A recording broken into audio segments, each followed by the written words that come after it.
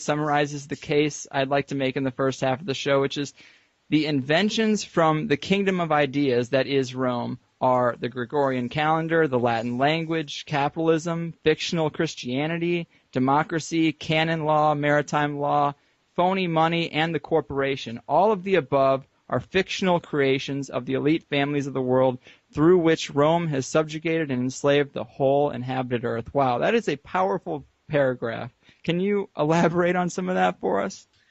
Yeah, well, Rome has been at it for a long time, in particular the elites. These families have amassed wealth and kept it in their family lines for a long, long time. That's the secret of their control over the rest of mankind. It's the wealth, you see. They can buy all the support they need. And these families actually got the coup of the century, last century in 1913 when they got their new charter. They had two previous charters in the United States, but this was the third charter of the private central bankers.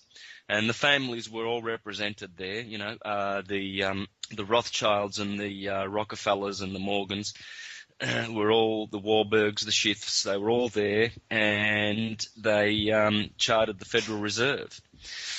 And so through that, Rome has controlled the masses because it is a Jesuit organization. It's run by the Jesuits and by the Vatican.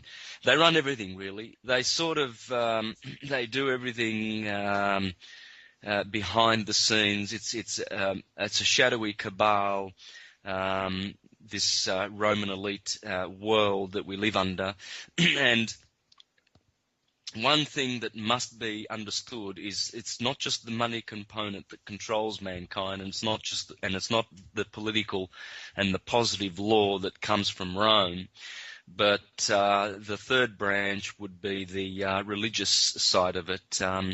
The ecclesiastical system is behind all of it. They run the courts, they run even the politics, because the politics, for instance, your local councils and everything like that, they all obey the parishes. It's not the other way around, you know. Mm-hmm. So the land that we live on is parish and council, or you know, we could call that the political part of the aspect of the corporation.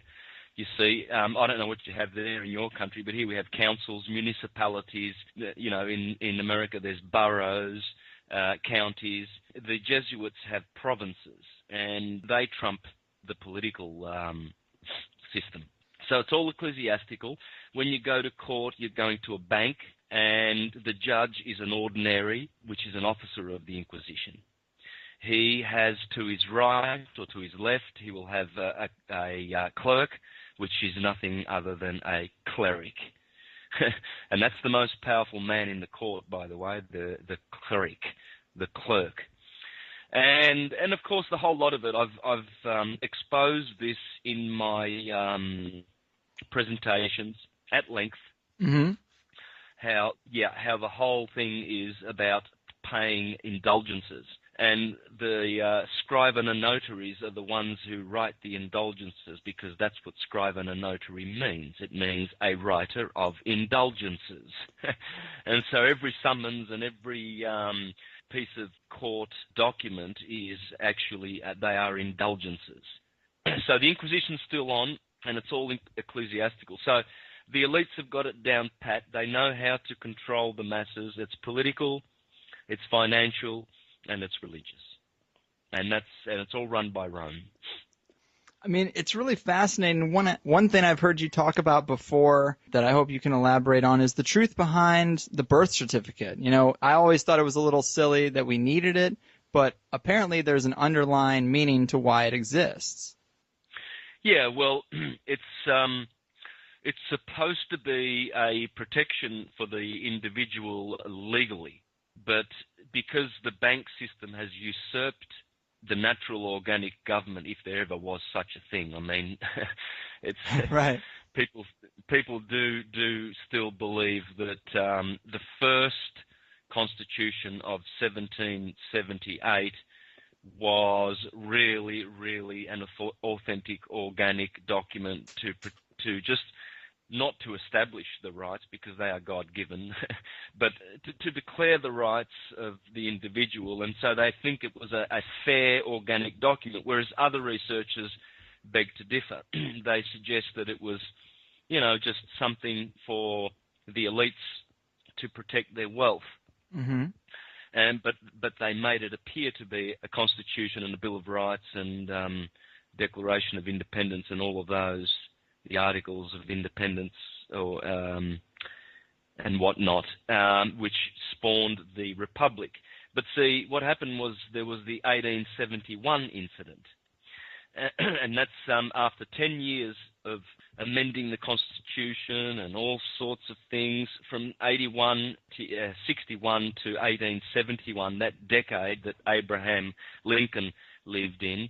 They defined the person, they redefined person, you see, and they gave corporations personhood. And then in 1871, of course, they enacted the new government in D.C., you see, and that's the Vatican government. So in that decade, the Vatican came back to take its rightful place because from their perspective, they were the ones that funded, the elite families funded all the first ships that came over and established colonies and companies and what have you. And so therefore they continue to see that as their property. That's why the New World was always considered to be the property of England or the property of France or of Holland, of these conquering countries. But behind them all was the Vatican, because they had the so-called treaties, like the Treaty of Tordesillas. I hope I got that right. Yeah, Tordesillas. I usually say Tordesillas and people pull me up. But anyway, yeah, the treaty there, where the Pope of the time, I think it might have been Alexander, the one they're making the current movie about, the Borgia Pope. He was Spanish, and I think it was him, that one. And they signed this treaty, and in 1493, and gave the lands to between the Vatican families, whoever they are, and the so-called Columbus families. And that's the contract, and they always defer back to that. Yeah. So this ownership thing where they tell you can go and get a plot of land, which they call a lot, an allotment, go and grab that and we'll give you a title and you can own it. Well, it's an illusion, because they really don't give their property up that easy. So they know that from behind the scenes, from on top of the system, they control it all, because they have the treaties. They have the contracts, you see. Mm-hmm. And the Vatican has the contract that trumps them all. All of them. And that's the Holy See, the Crown and the Commonwealth. These were well established in the days of Constantine, and even further back in the days of the Flavians, and even back further in the days of the Julians. So this is a 2,000-year-old thing. Rome is a kingdom of ideas, and it's about to fall. And all of the ideas, we're still using them. They are draconian, they are antiquated, they come from an old way of thinking. It's the old order. This is why they keep trying to sell us the New World Order, because what they're trying to do is give us another version of Rome, the Fourth Reich. You see, the First Reich was Rome. The Second Reich was the Holy Roman Empire, which lasted for 1,000 years, from Charlemagne to Napoleon's time. And then the Third Reich, well, so-called Third Reich of Hitler, to establish a third, because he went in league with the Vatican. You see, he signed a concordat with the Vatican, with Pope Pacelli, and at the time, Cardinal Pacelli, of course, and that was the Third Reich, in other words, Rome Mark III. But Rome doesn't go away that easily unless the Vatican is totally dismantled and thrown into the abyss, which it will be. We'll never get rid of this control system and the way it works and everything. It's all Roman. It's a kingdom of ideas, and it's the last great materialistic beast to fall before peace can come on this planet. Well, I was hopeful that we were in the midst of that when the Pope retired, because that was such an unprecedented move. But, typically I'm very cynical that we'll get over these kind of things, because I just don't see the awakening happening on the level that I feel like it should.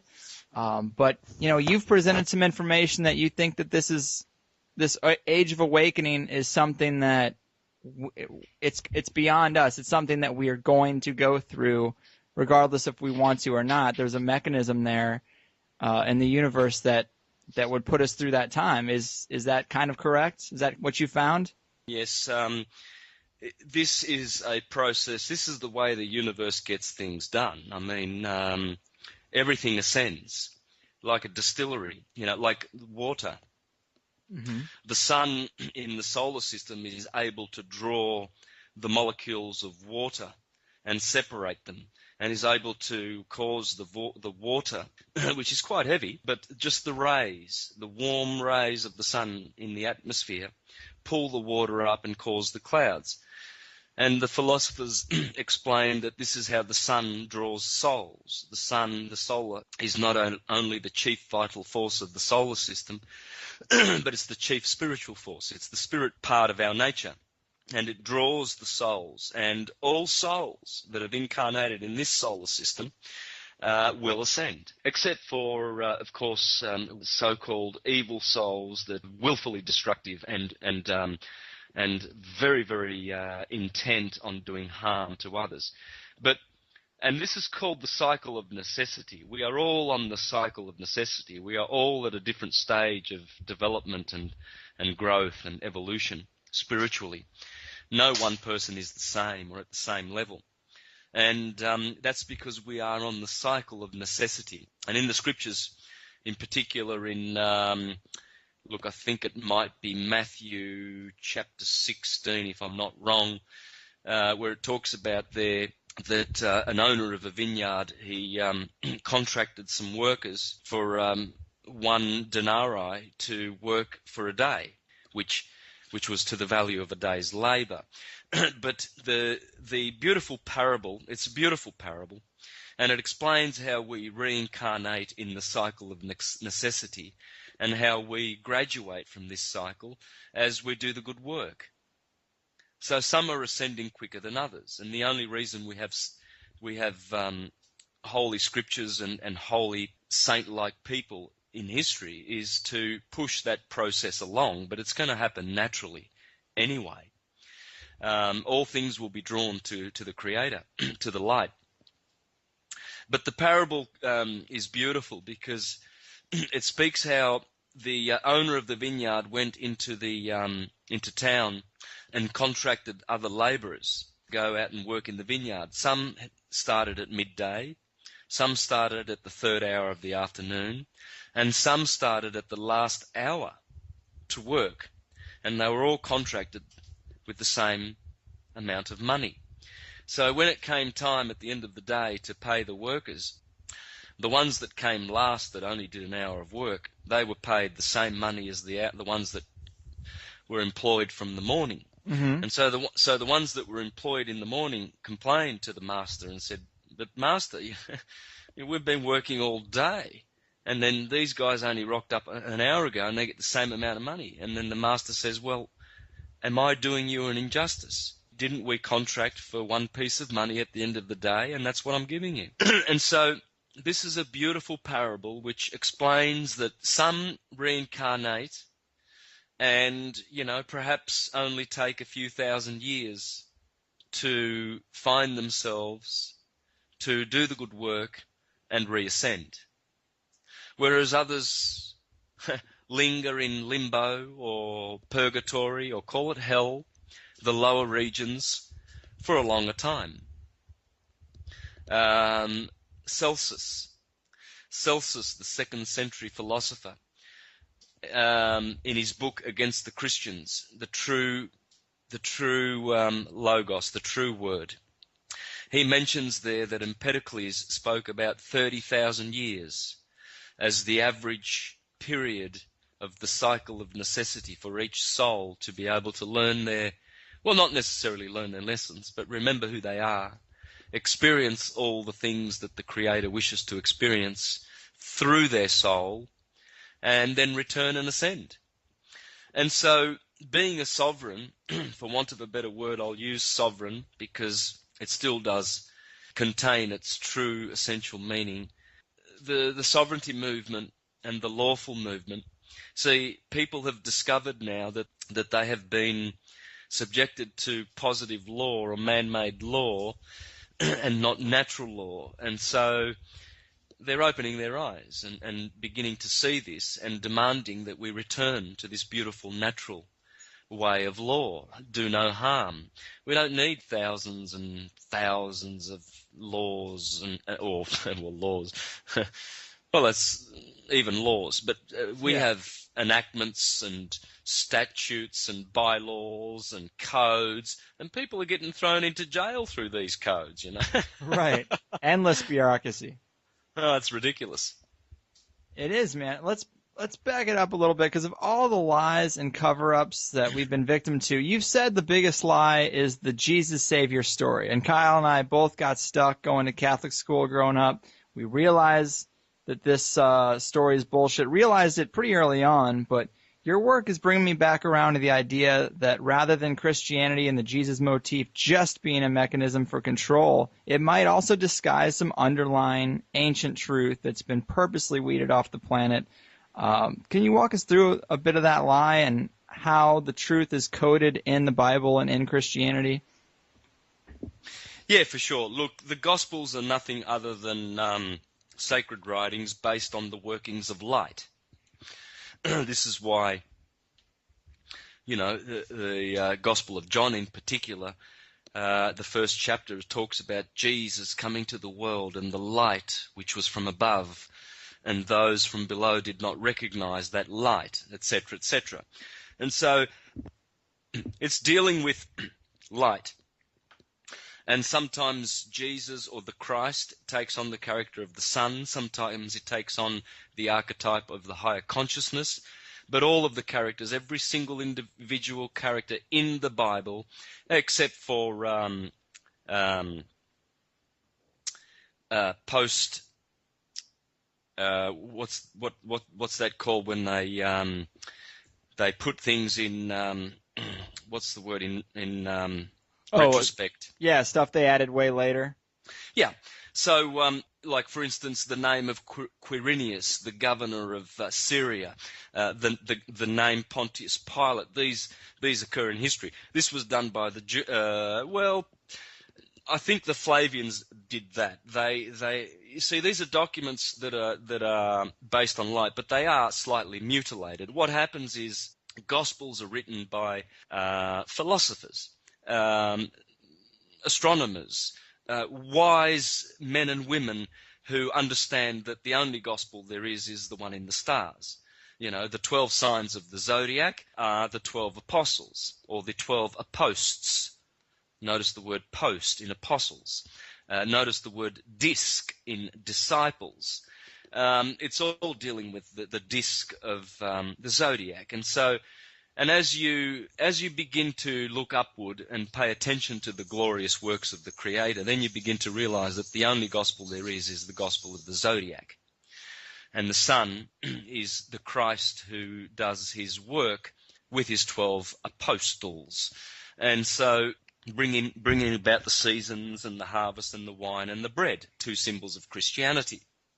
And so these Gospels, what happens is when Egypt is ruling the world 4,000 years ago, the hero of the Gospel is Osiris, and his helpers have their separate respective names, and they go helping that lord and, he is the one that brings vitality and spirituality and goodness to the people of Egypt. But what happens is then Greece comes along and they also historize their documents. Plutarch, in the 1st century, the priest of Delphi, he said that there was a certain guy called Ephemerus. And he said this idiot Ephemerus went around the globe collecting myths and legends and historicizing them and bringing them down to earth and making them literal human heroes. And this is where we get the expression. And Christianity is suffering with this. They have also been deceived. The Roman elite have deceived them. They have created the greatest Ponzi tax collecting scheme in history, because all of the IRS, rest assured, I can prove this. I won't be able to do it in an hour, but I can prove this. The IRS are collecting money for Jesus, rest assured. It's all about Jesus. It's all about the historical Jesus that never came and never will return. It's the literal rendering. You see, even the Bible itself tells you that the letter of the word is putting to death, but the spirit of the word is vivifying. Because people who only understand the scriptures literally suffer with a blindness. It's a spiritual blindness, because there is much, much more to these documents than meets the eye. And the story that is in there is clear. And it's only clear to people who have ascended their light and done the good work, and who can see with the mind's eye. And these people become what are termed and categorized as witches, heretics, astrologers, seers, and they are branded as lunatics, and they are ostracized because they are not belonging to the orthodox way. And a lot of them end up in psychic wards of mental institutions, because the powers that be want that. You see, they want these people out of the way, out of sight. And they've been persecuted since Hypatia, even back. You know, we've had these luminaries that have come, Socrates, Seneca, all these were put to death. Boethius, Giordano Bruno, Pico della Mirandola. All of these guys were teaching exactly the same thing as I am. I'm not original at all, you know. I'm just standing on their shoulders, and I feel like an idiot when I speak compared to them, you know. And so because I'm just a baby novice student of the great knowing ones of the past. There's two kinds of philosophers that are idolized in this world. There's thinking ones, you know, these intellectual types with their great theories. They're thinking men, you know, great men of critical thinking, rational men, philosophers. Right. They're basically just idiots, you know. Men like Darwin, full of theories, no truth, you know, no real knowledge, because it's based on his senses. All the information he gathered was based on his five senses. And Walter Russell says that this is imperial reductionism. Is that right? I'm just having a bit of a...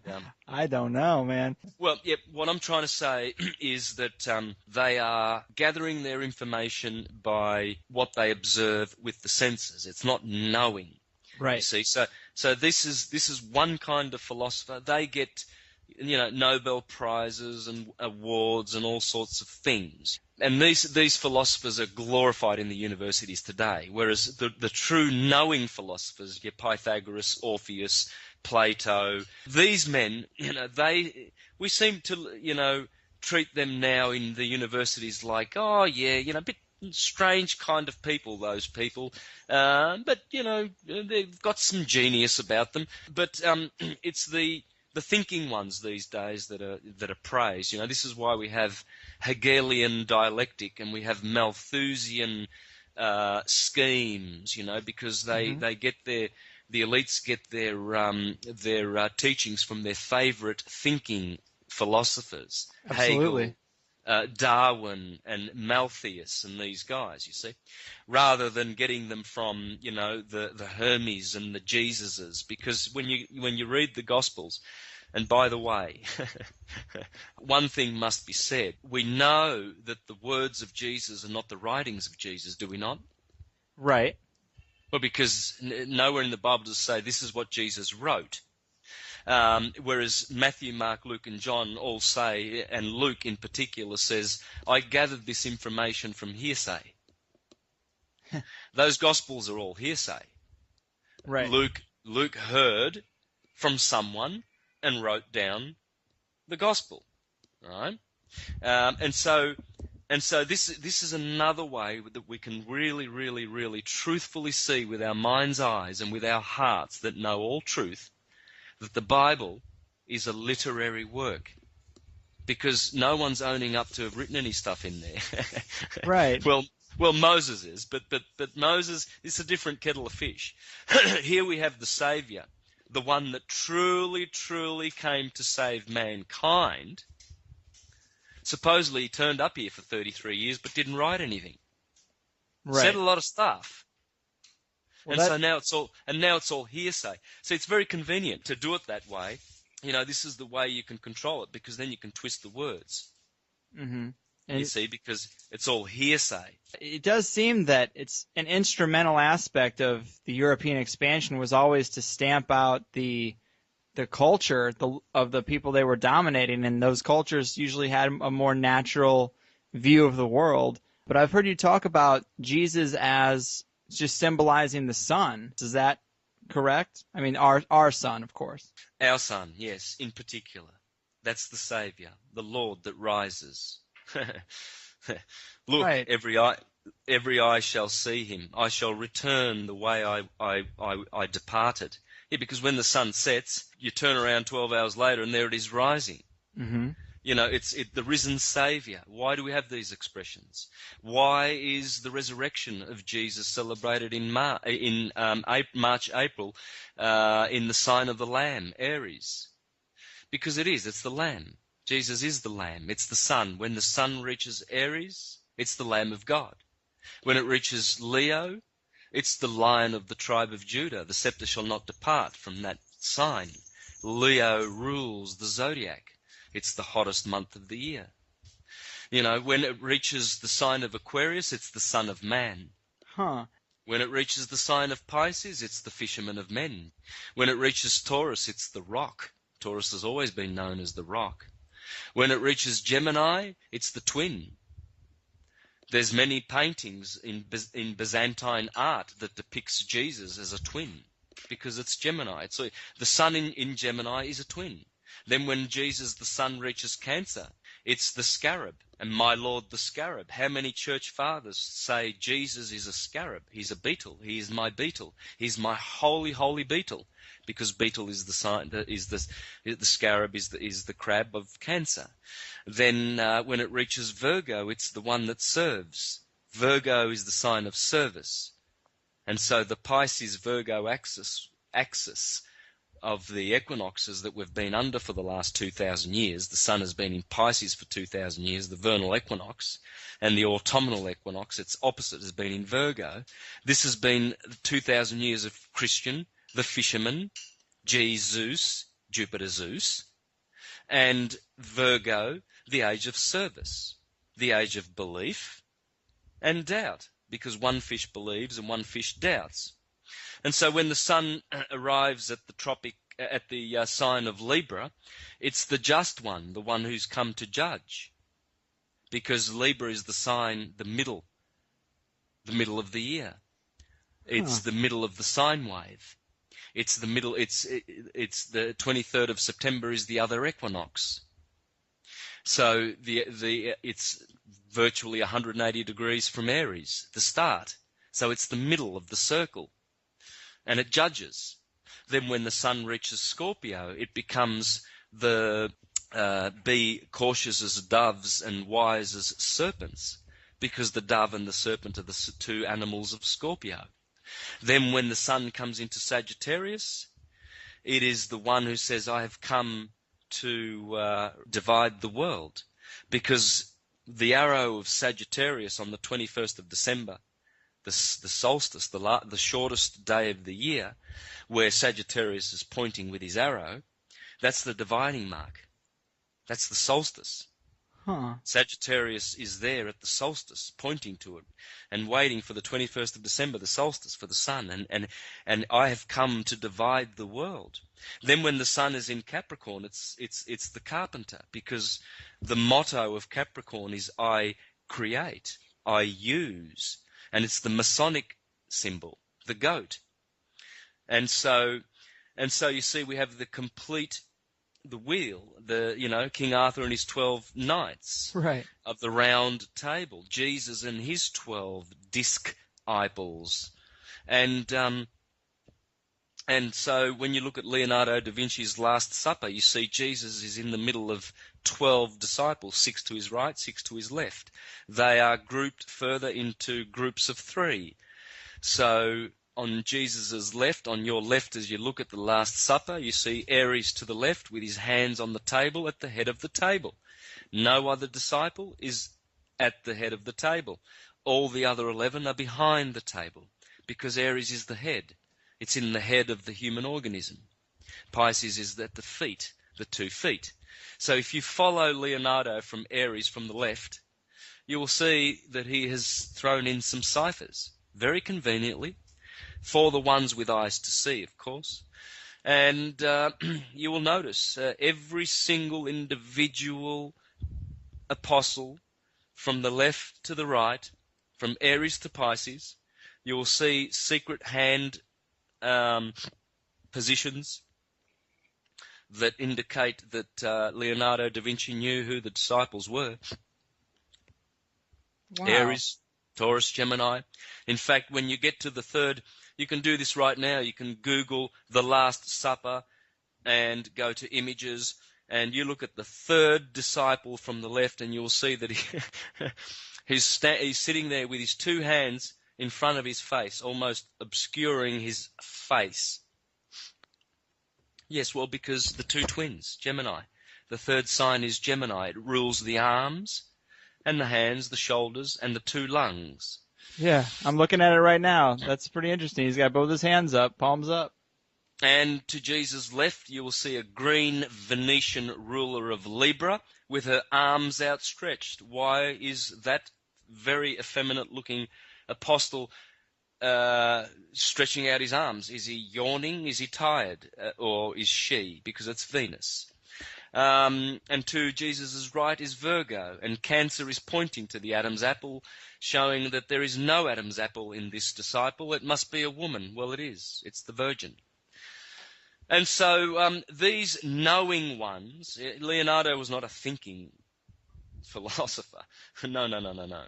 He was a knowing one. He knew the science, and he was conveying that through his art to the world, leaving them a message saying, one day when the Enlightenment comes in 500 or 600 years, when Saturn returns in the age of Aquarius and Uranus, you will understand this picture, and you will know where I'm coming from. You will know that I knew the science of all sciences, called the perennial philosophy.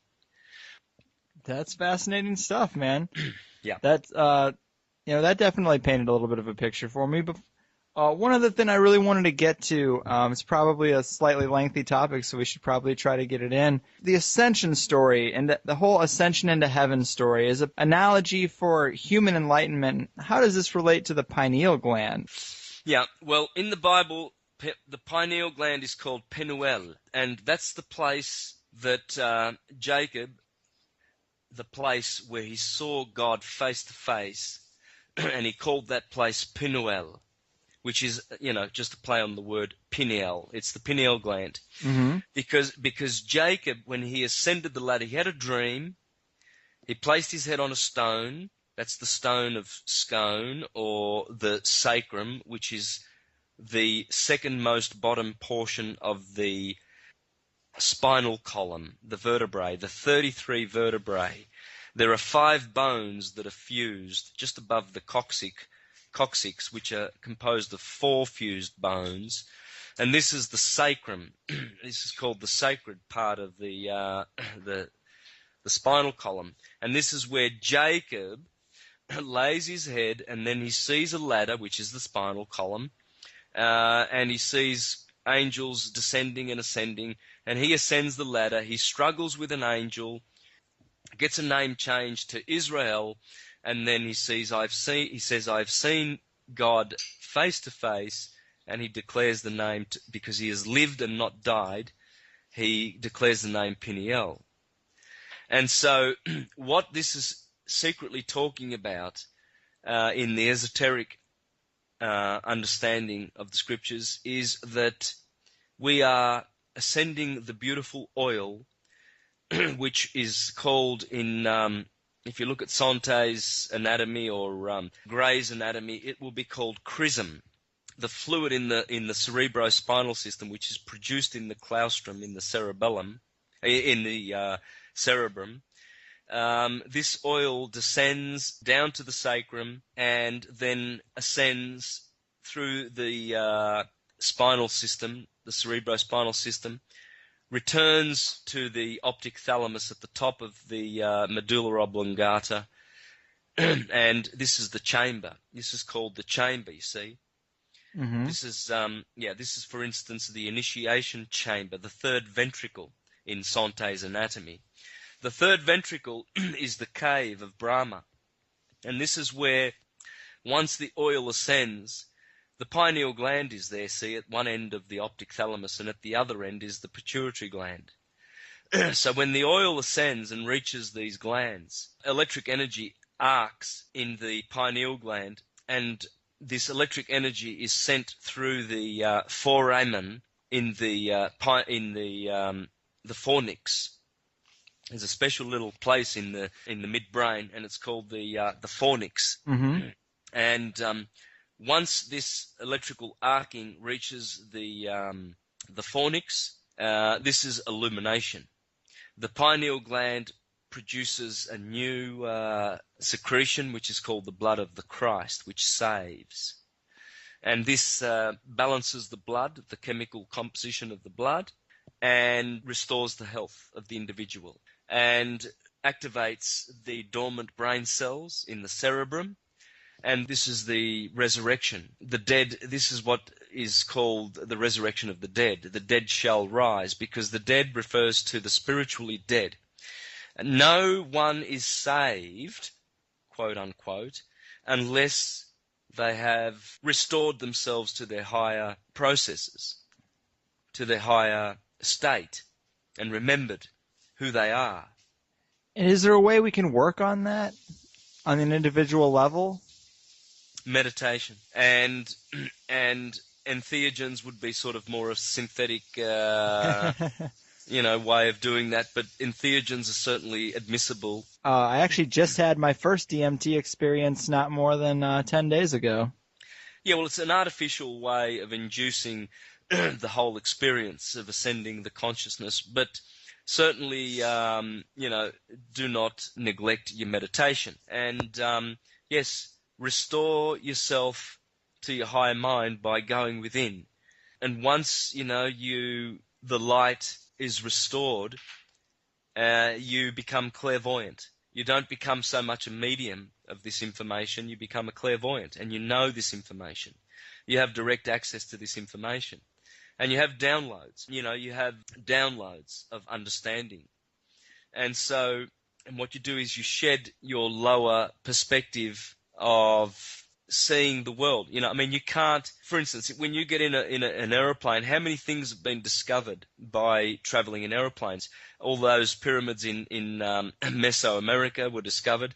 The Nazca lines in Peru were discovered by raising the perspective. There are things on the ground that you just don't see. This is why the pineal gland must be reached, because along the cerebrospinal system there are 7 plexuses or nerve ganglions, and these are called chakras in the Eastern system, and these correspond to the 7 levels of consciousness.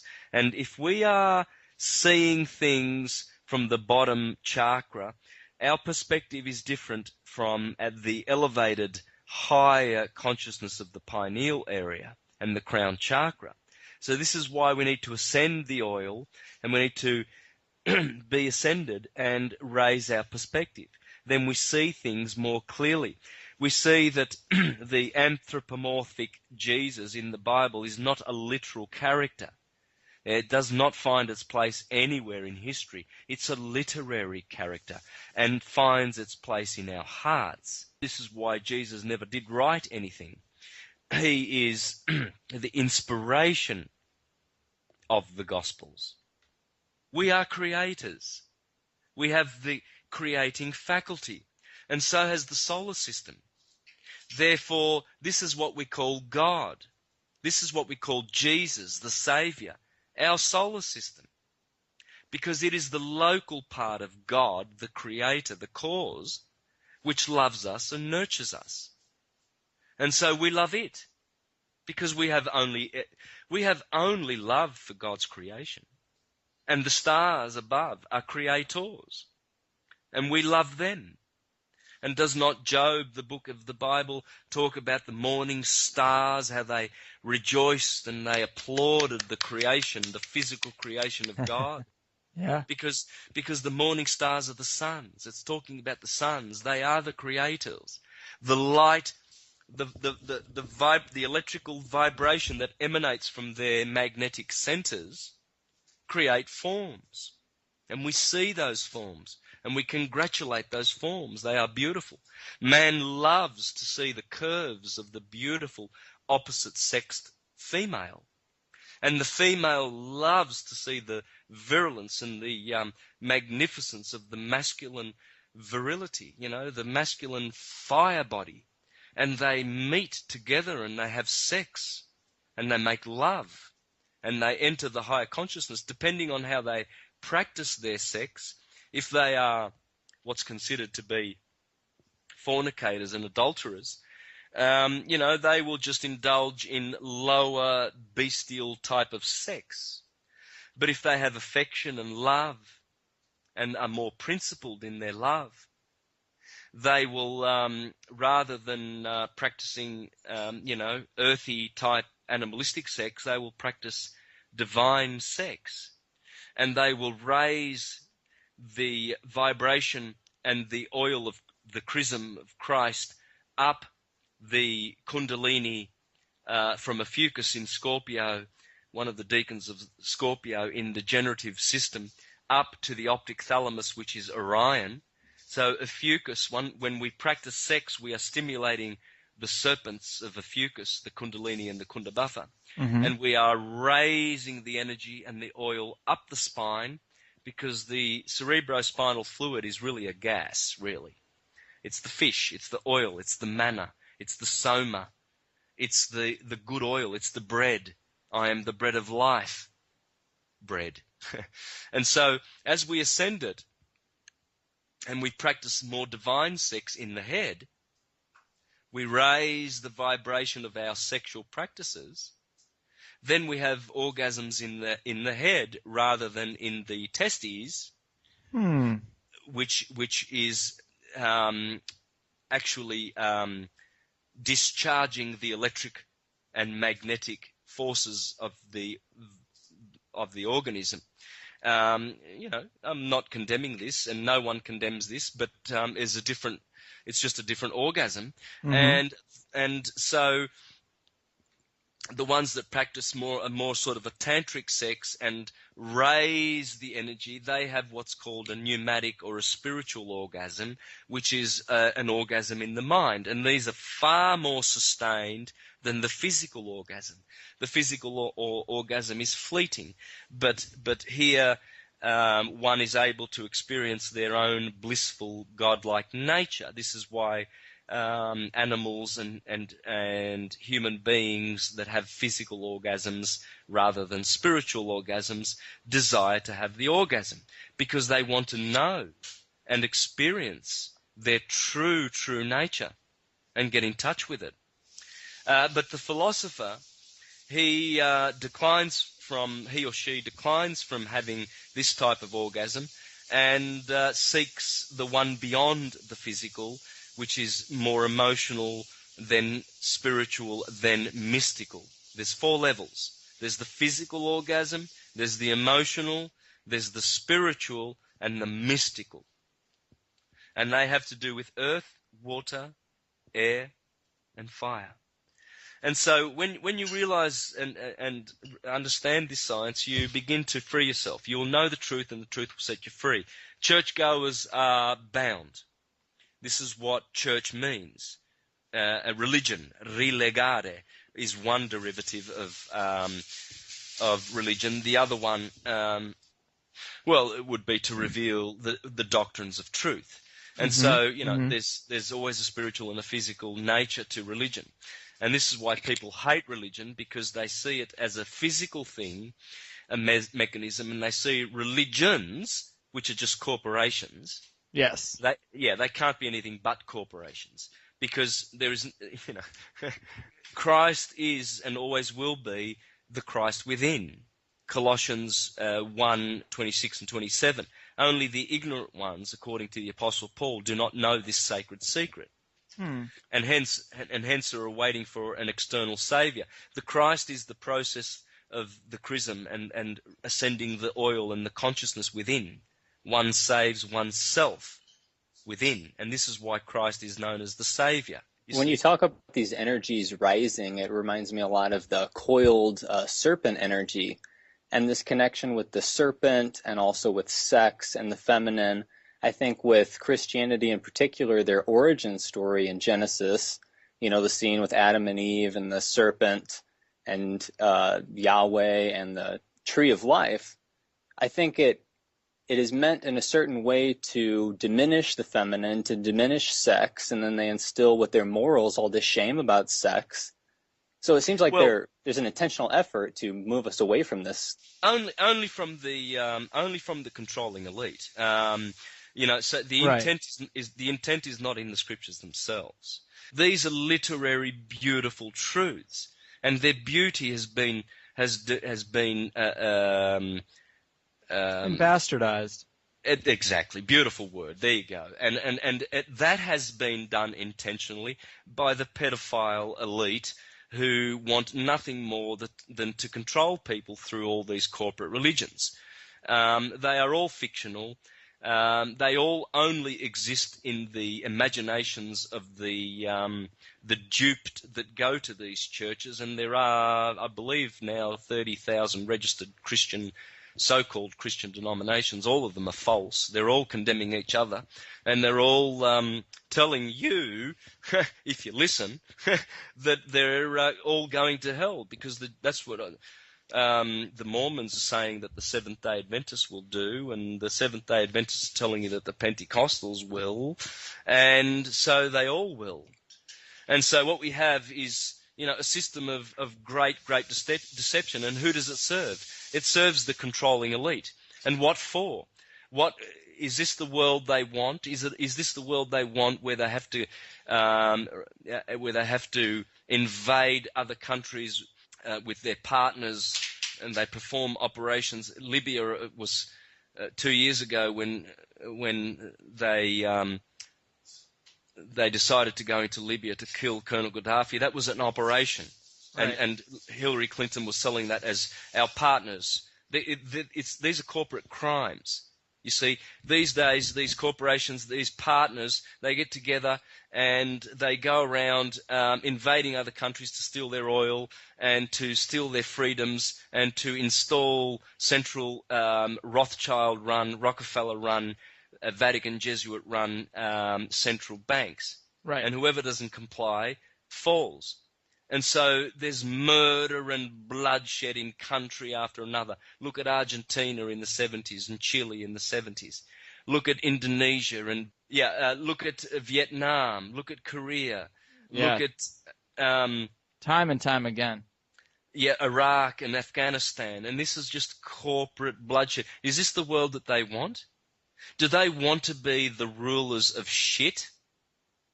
Because that's it. They're the rulers. Oh, well, they must congratulate themselves and feel very proud of themselves when they go to their Bilderberg meetings, and there's Kissinger at one table, and and there's the other imbecile, what's his name, the other idiot who founded the Mujahideen in Afghanistan. And they would be congratulating these types, the Kissinger types, they'd be congratulating themselves at the Bilderbergs for being the controllers of all of this, in their think tanks, in their meetings when they get together to be the controllers of all this shit. So, congratulations. They get, Barack Obama gets a Nobel Prize for being, one of the powerful boys of ruling all of this world of shit. There's Right. security cameras everywhere. Before you board a plane these days, you've got to go through full body scanners. They want to put their fingers up your bum to see if you've got some sort of a, cracker or some dynamite up there. They want to feel what's in your pants. They want to control everything. Well, this system now we're tired of this, and even the elites are tired of this now, and there's many of them defecting and wishing for a better world. Why would you disempower the world so that they distrust you and hate banksters and hate, the controlling elite? Wouldn't you want to be loved? Wouldn't you? Why don't they just let go of this controlling system and the pedophilia and the people trafficking, the guns traffic and everything, because it's a world that's just full of turmoil and trauma, and they get to be called the bosses of it.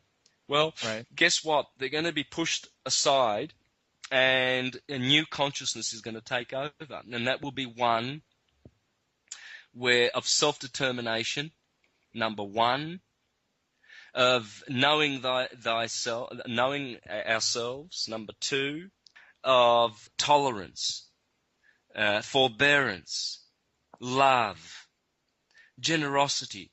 To have a currency, not a fictional currency where a ruling elite derive financial benefit by just loading interest onto it.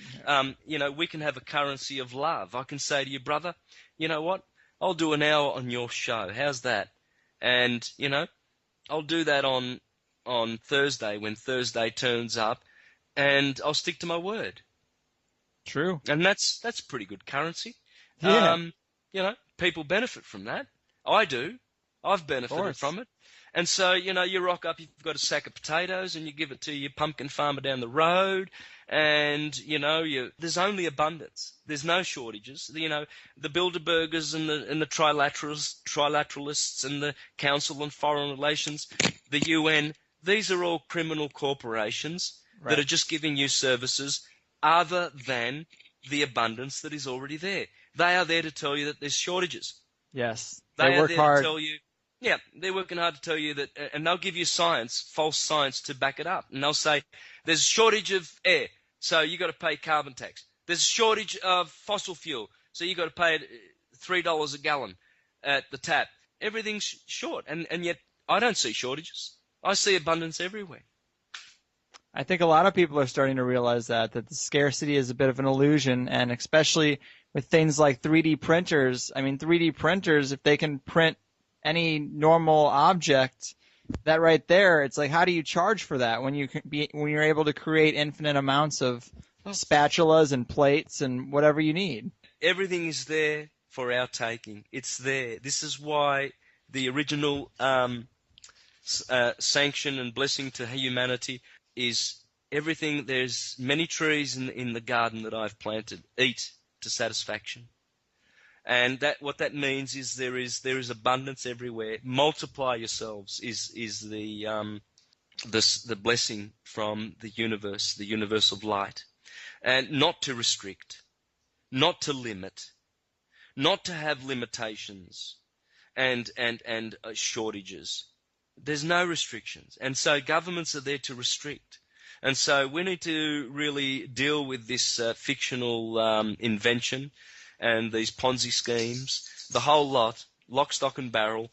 As I said before, you can go back to Constantine's family when Constantine, late in the 4th century, they discovered what was called the donation of Constantine. Look it up. The donation of Constantine is Peter's pence. This is where they get their ecclesiastical authority to go around charging taxes through the IRS and the ATO and all of these criminal organizations. It's Peter's pence. It's nothing other than Peter's pence. Rest assured and know this one universal truth. You owe no money to anybody. There is no organization that exists, because they don't exist. They're corporations, they're corpses. They have no existence outside of paper, and they cannot receive anything through not having any existence. And therefore, we are free, you see. Mm-hmm. We are free to keep all of our resources and energy and currency to ourselves. Absolutely. So, do not communicate with these illegal, blood-shedding entities called governments. You know, they are another creature. They are separate to us, and they are rapidly descending into the abyss with all their fictions with them. So know who you are, and know that, that we are all that is, all that was, and all that ever will be. And so it's time to kiss goodbye the Roman fictions that have been invented and still being perpetuated by the Roman elite. Because after all, that's what they are. Look at all the presidents of the United States. They're all one big family of cousins. Right, like Obama's related to, Cheney, Bush, and they're all related. And Bush declares, they tell you that they come from the Stuarts, from the Windsors, from the Plantagenets, from the Tudors, and they tell you. And these families are the controlling elite, and they are inbred pedophile, people trafficking, pirate families who are behind all of the crime, all of the terrorism and vandalism of the earth. And we need to deal with them. So there you go, brother. That's it. Well said, man.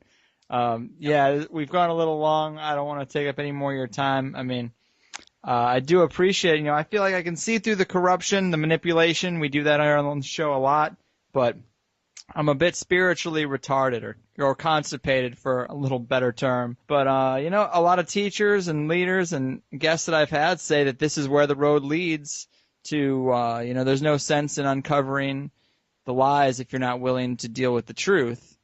And, you've had some eye-opening revelations during this conversation. I really appreciate it, man. If there's anything else you want to point out to the people, let them know what your website is. Once again, is there anything else you're working on? For the UK listeners, I'll be doing 9 engagements all through the UK, starting in the north near Scotland, going all the way down to Glastonbury. So that'll be all of August. So check out my website, universaltruthschool.com, for the UK listeners. Also, I'll be going to Italy before that. At the end of July, I'll do 4 days in Florence, 4 days of presenting sovereignty, syncretism, the science of light, astrology,